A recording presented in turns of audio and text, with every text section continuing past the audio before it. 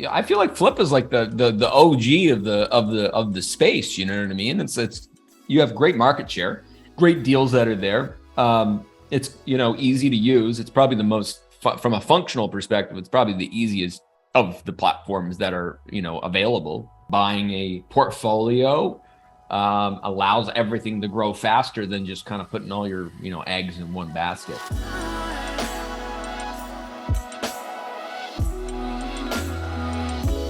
Welcome everyone, welcome to another episode of Humans of Flippa. My name is Blake Hutchison, I am the CEO here at Flippa, and today I have Scott Oldford joining us from the Bay Area, specifically from San Rafael. Scott, thanks for joining us. Absolutely, great to be here today. Now you have just, this is the first time we've got to know each other, so thanks for joining again, but you've just revealed that you joined Flippa some 13 years ago, is that right? Yeah. It was like 13 years ago, and I used to have I had my first business when I was 7. I used to have, by the time I was 16, I had $1 million business programming and building different things, online stuff, and I remember selling my first website on there. I think it was like May or June of like 2010. I just went back in my Gmail because I don't delete anything, and saw the day I signed up, April 27th, 2010. And I believe it was a content website. Yeah, it was a content. It was like an online forum for people that talked about fish. And so anyways, it was. I used to build online communities. Like that was part of what I used to do. And I think I was getting rid of them because I was redirecting my direction and focus. And I got rid of a couple of websites I own like that. That is very cool. Obviously, we've got a big community and some of them, like yourself, have been around for a while. So we'll get into your Flippa stuff in a minute, but let's just start very, very high level. How would you describe yourself, your job, and what you do on a day-to-day basis? Yeah, absolutely. So, I've been an entrepreneur, as I said, since I was literally a kid selling eggs on my parents' acreage in Canada. And today I largely advisor and investor. I have ownership in 34 companies. So I run a portfolio group. And so that's part of it. On side of that as well, I also mentor a lot of entrepreneurs and have been doing that now for the last about 8 years. And up to this point, I've helped about 250 businesses all online go past multiple seven figures, many of them past 8 figures. So when it comes to education businesses, media businesses, those are the ones that, courses and coaching and consulting, those are the ones that I've helped scale and build behind the scenes as well as my own. And so now I bring that into, pretty much everything that I do. And we're focused on media, education, certification companies, those types of things, and some software as well. Okay. So some of them software, that would mean tech startups? Yeah, generally, we do a little bit of investing on the, angel investing side, but largely when I'm looking for a software, I'm looking for like a tuck-in software. Yep. So we have all this audience, we have all these people. What are the things they need? So generally what ends up happening is I see a software that failed at being able to get market adoption. They ran out of money and they're selling us their software, their customers. They're trying to go do something else. They weren't able to raise, but I'm able to take it. And because we have an audience of, over 1 million people as in the entrepreneur niche, I can take it, tuck it into all the different businesses we have so that everything redirects there. We take away the marketing sales costs and that business just sort of like ticks away. We're not trying to like scale it like to some big thing. It's more so solving a problem that, a lot of our audience needs solving. Okay. Super cool. So diverse background, you obviously get to see lots of different businesses. You probably therefore get to see that, the operational problems that some businesses have are very similar to the operational problems that other businesses have. And no doubt that gives you a pretty strong sixth sense for what a good asset might look like or does look like. Tell us a little bit about, please. I was just going to say, I think the largest part is a lot of the time, if you are only buying one business, right? You really are at a disadvantage than buying and saying, okay, this is my investment thesis. This is what I believe. And the economies of scale really solve a lot of the problems that you have when you kind of get into buying and acquiring, businesses at the end of the day. It's a really good point, actually, because the vast majority of people who buy on Flippa do buy more than one business. In fact, most of the time when you see quite a big acquisition budget, let's say someone lists themselves as having a $5 million total acquisition budget, you'll see that their budgets for acquiring businesses could be as low as, say, $50,000 or $150,000, because their entire approach is to take what they think works but apply it across a portfolio. Yep. And I think it's a much, it's a more diversified approach. It's less risky. If something doesn't work, it's not a big deal. It's not a big part of, the budget. And I also think it allows you to get gold where you wouldn't be able to get gold otherwise. And so, like, I'll just give you one example. One of the things that I bought from Flippa was, I won't disclose what it is particularly, but it is a software company. And there's just, if someone didn't buy it and brought it into a current ecosystem, there's just no way this makes sense. It just, it just does not make sense. And it sat there for a while, and I was able to get it, I think $30,000. Yeah. $30,000 under what the actual price was, because it was just something that by itself made no sense. But I already have a programming team. I already have the marketing. I already have an operator. I already have the marketing taken care of. I can plug it in, and the software itself is great, but everything that surrounded it just wasn't. And so, that acquisition was only about 6 months ago, and I think I've made 3 times my money back on that already. Just because it's plug and play. That's exactly what I'd love to talk a little bit about right now. These businesses that you identify. Now, my observation is that you were pretty active on the platform in the last half of 2022. So last year. So what is it you are looking for? What is the theme? So some background, coming into 2022, majority of my business beforehand was someone's paying me money.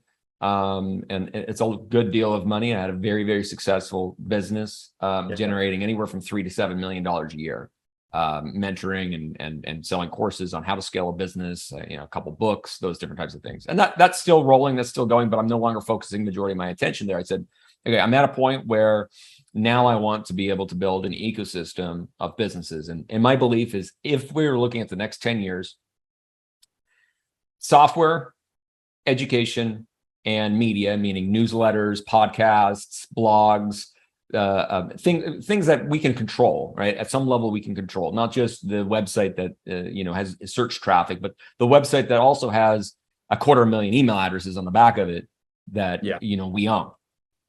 So I said, okay, that's the way and direction that we're going to go. And so that's what brought me to saying, okay, you know what? Let me sign up for Flippa, as well as the different other competitors of yours, obviously, as well. And let me start, kind of seeing what is in there. I haven't made any massive acquisitions off of Flippa by any stretch of the imagination.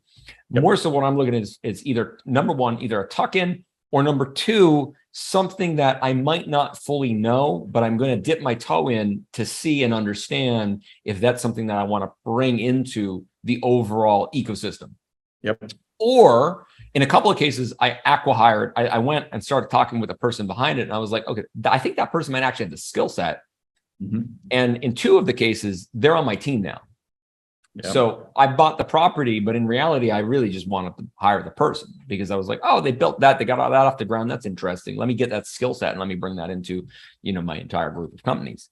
And I would say that, more than likely, I'll probably do another dozen acquisitions in 2023 from Flippa alone.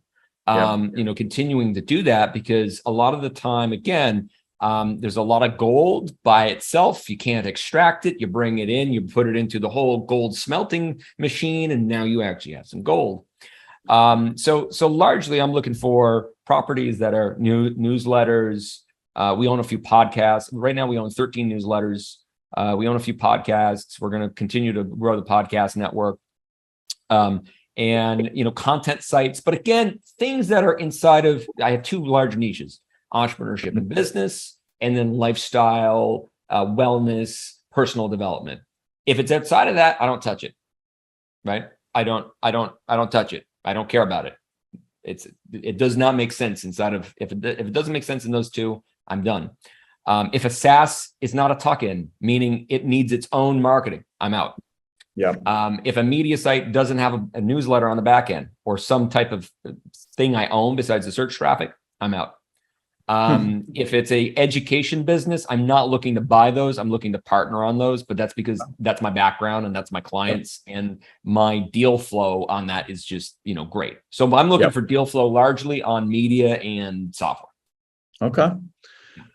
And as part of this, how do you undertake the search? Are you simply going to Flippa and or somewhere else and using a keyword? Are you using filters? How are you finding out about these deals? Where are you getting your deal flow from?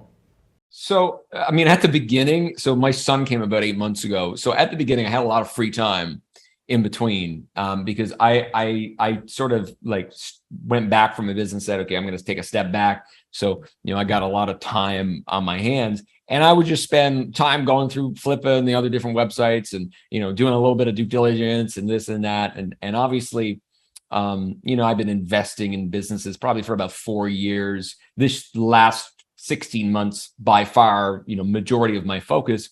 Yep. Now I essentially have somebody else that does it for me, goes on the websites, compiles, and essentially says, hey, Scott, I think this might be good to look at. I take a look at it, an initial look at it, and then I go from there. Right. That's sort of how I do it today. Obviously, when I started, like back in the summer, I had all the listings to go through because it was all kind of new. I wasn't looking at it kind of each day. And then as time went on, there was, only so many listings that sort of come up.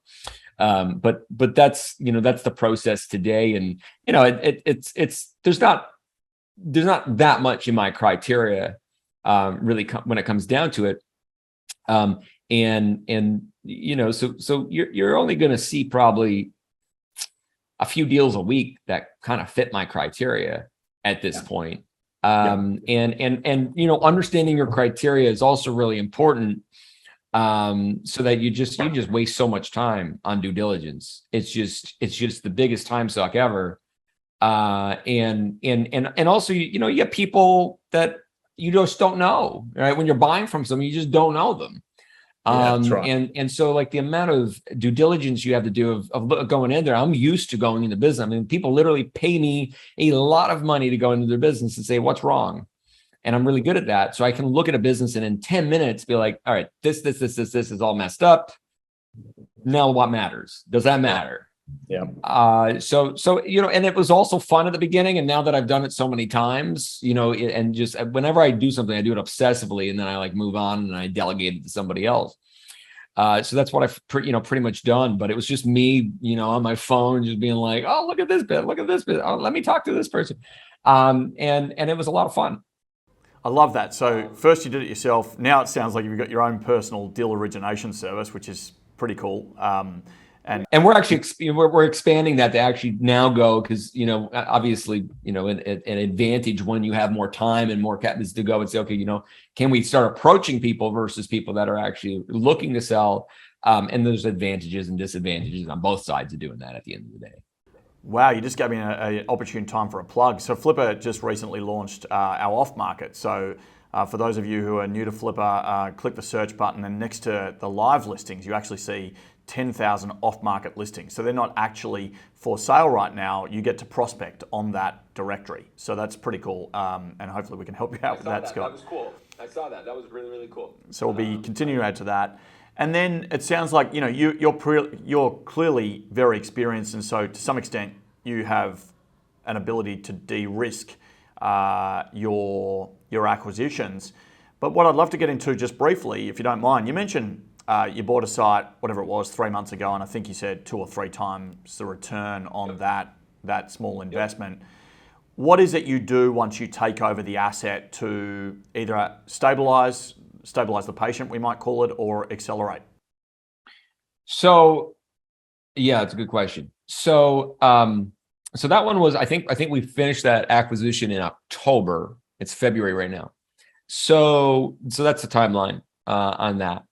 And it really depends on every business. And so some businesses, I'm like, we literally don't have the time to do anything with the business. I'm literally just I'm actually buying one right now. It's a little software that allows you to do some legal stuff. And I'm buying two businesses. I'm buying the software, and then I'm buying the legal templates from. So I'm buying two businesses, bring them together, and then the lawyer is going to be on, retainer to be able to kind of take care of that, right? So I got a SaaS that didn't work, and then I got legal templates with a lawyer that don't know how to market it, right? So I brought it together, and then I have a entire army of entrepreneurs that need contracts that don't want to pay $10,000 for a contract. You can't screw that up. So in this case, it was a situation where I went in, I did the due diligence, I liked it. I gave, a lowball offer, and they accepted it. And I was like, oh, that's great. And I think it was the first sale I did on Flippa, if my memory serves me right. So I did that. It went smooth. My due diligence, I actually went into the thing. Funny enough, I actually knew the people that sold it to them. Like, they were friends of mine.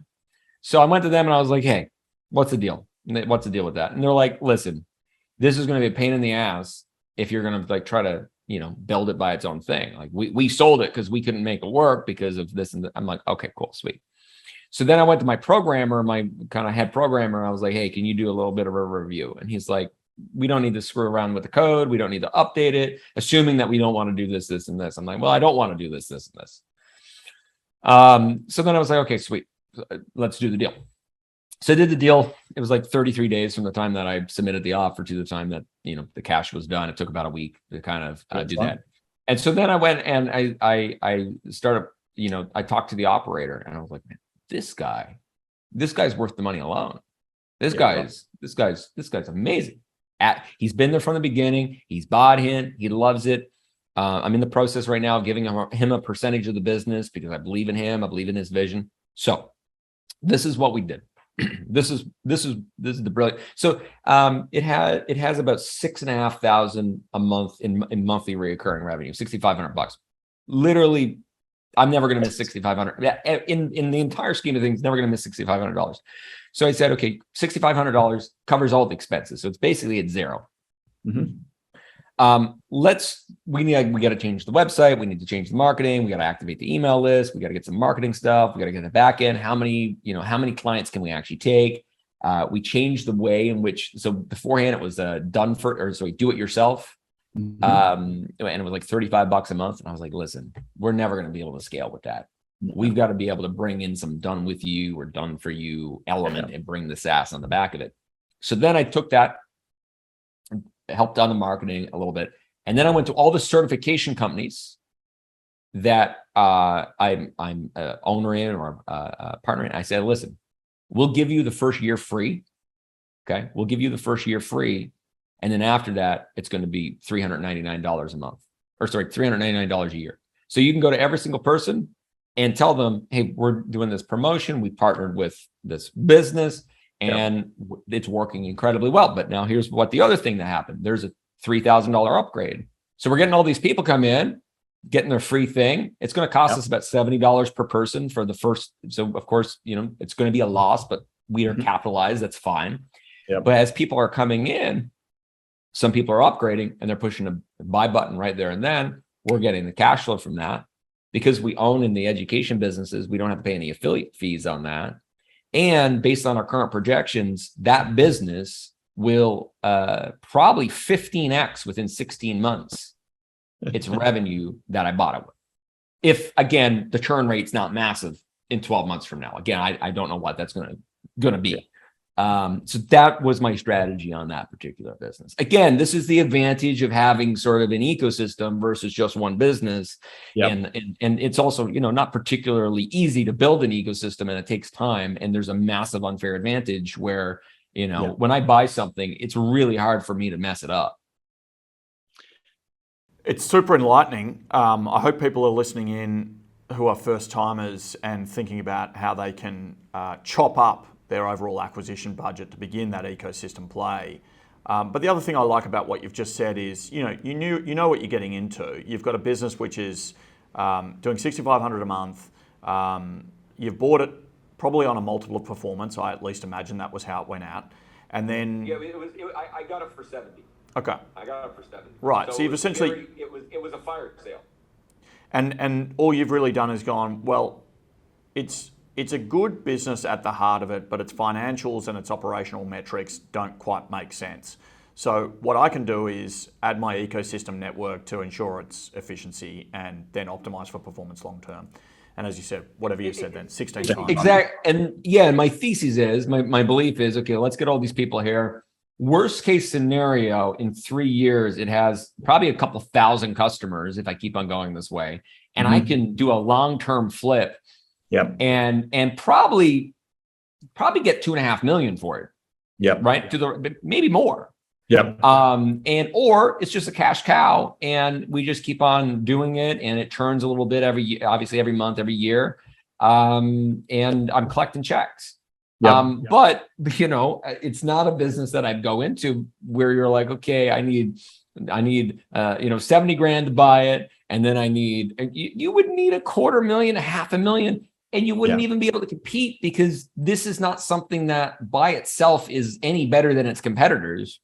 The advantage I have is proximity. Yeah. And I think that this is probably one of the biggest lessons I could probably tell anybody that's going to get into buying and acquiring, which is if you don't own the traffic, and you can own traffic through paid ads or organic or partnerships or all three. But if you don't own the traffic, that's the biggest risk. That's one of the biggest risks you can have. You can fix operations. You can get in there and figure out operations. You can get in there and figure out customer support. Those operation and delivery issues are generally not that expensive. But if you run out of money trying to get customers from a marketing and sales perspective, you're done. You pack up the bags and you got to sell it again. Yeah. And I think probably most people overestimate their skills on marketing and sales and how much it costs to get that momentum for a business. Yep. The number of people who say, I'm making this product, or I'm going to sell this product, or I'm going to run this service, getting my first 1,000 customers will be easy, and not recognizing the cost to acquire and not recognizing the unit economics and the contribution margin for that effort is surprising. And so that lesson is really, really pertinent and critical, and thank you for mentioning it. I'm going to put you on the spot here because and I hope you don't mind me saying, I've discovered an asset that you've purchased, and it's in the camping space. I want to know why you bought that asset. I'm looking at it. I know why you bought it because I can see the data here. But you bought an asset that is essentially campground booking software. So why do you like it? That's a test. That's a test for sure. Okay, so I told you part of what I'm going to is lifestyle. In the lifestyle niche. So I also own a productivity company. So we got a productivity planner, some productivity products, some e-commerce products. E-commerce is not my strong suit. I don't know e-commerce, but it came with 94,000, and this wasn't off of Flippa. This was off of, came with 94,000 planners. So I said, well, worst case scenario, I sell them all to my audiences and I make my money back. Worst case scenario. Yep. So I have that. I'm also in the process. I also just acquired another from Flippa, a website in the spiritual niche. I just acquired 2 other spiritual websites that all collective have 10 million visitors a year, majority in America. And so I'm creating a little bit of a lifestyle, media brand. Okay, so I don't really care about the software is terrible. But there's a couple of very powerful assets that came with that. So number one, I had a great operator that ran campsite and RV phone sales. Okay, so they would actually sell to the camp, and I was like, oh, well, that's wonderful. That's great. You understand it. He knows a copywriter that also writes for another campground software company, and so we brought that person in. Then I went and I bought a camping newsletter that already had 20,000, again, from another website, 20,000 people on that email list with about a 70% open rate, which is phenomenal.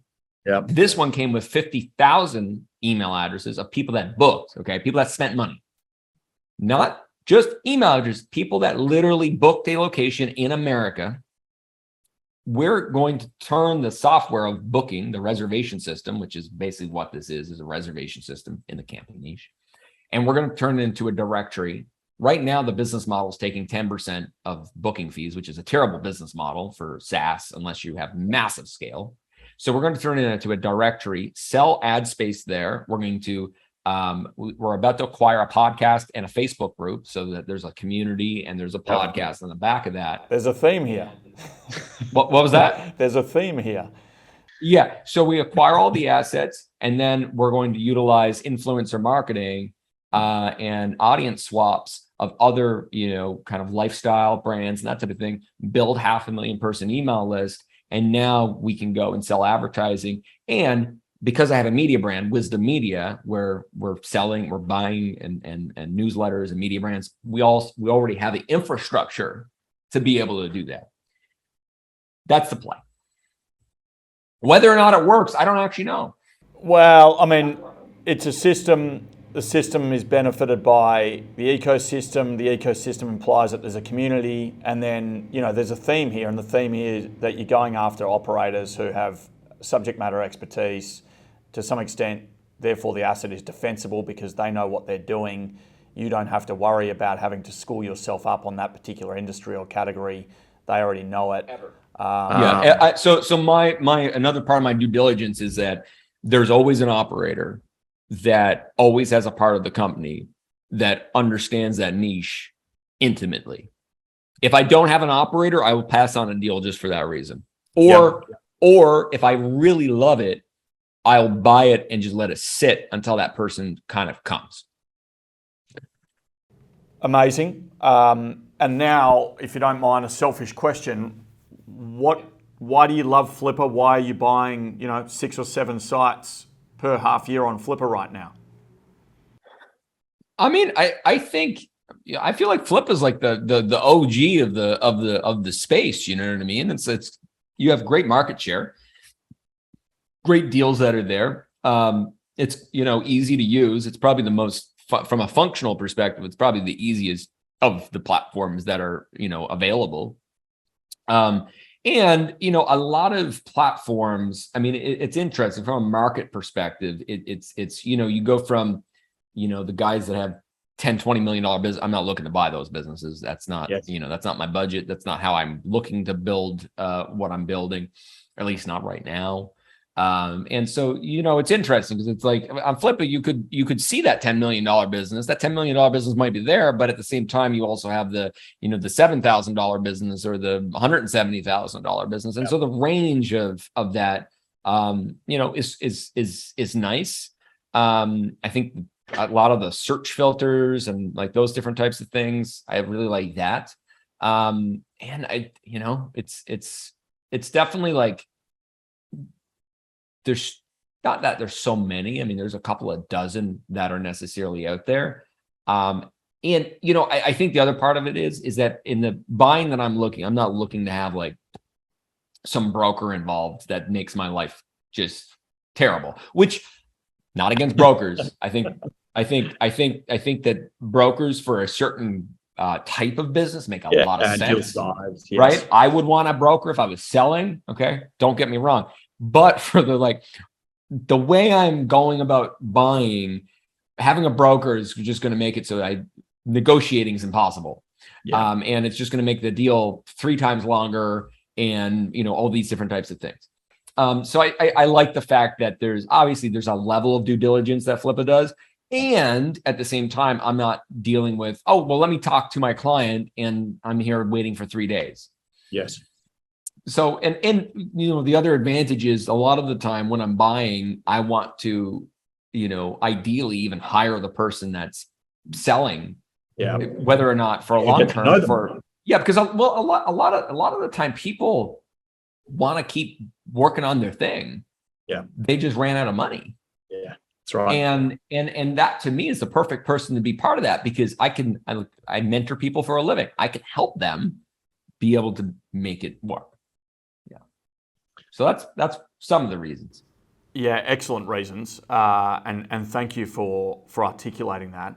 It's a really important piece. You want to get to know the person selling the business. You want their skill set. You want their knowledge, and the fastest pathway is to go direct to do that, particularly for a certain size of business. And we all accept that over a certain value, advisors and brokers are absolutely critical. So that's a key point too. Now, Scott, thank you, because what you've talked about today is really, really critical. You've talked about the value of buying something versus starting something. You've talked about the fact that, multiple transactions across multiple different marketplaces, including quite frenetic buying in the last half of last year. You've also talked about the fact you might do even more of that in the future now that you've got a system and a process to do it. So thank you. I really appreciate you being a part of Humans of Flippa today. Yeah, absolutely. It's fun talking about this stuff. I think it's super cool. I think buying then building makes a lot more sense than just starting, especially if you can do it. And I think, buying a portfolio allows everything to grow faster than just kind of putting all your, eggs in one basket. So, I'm excited to share all the, once it all works, I'm excited to share the results of it. Well, let's get you back in 6 months' time. We can talk about that portfolio and how it's going. Thank you again, Scott. Thank you.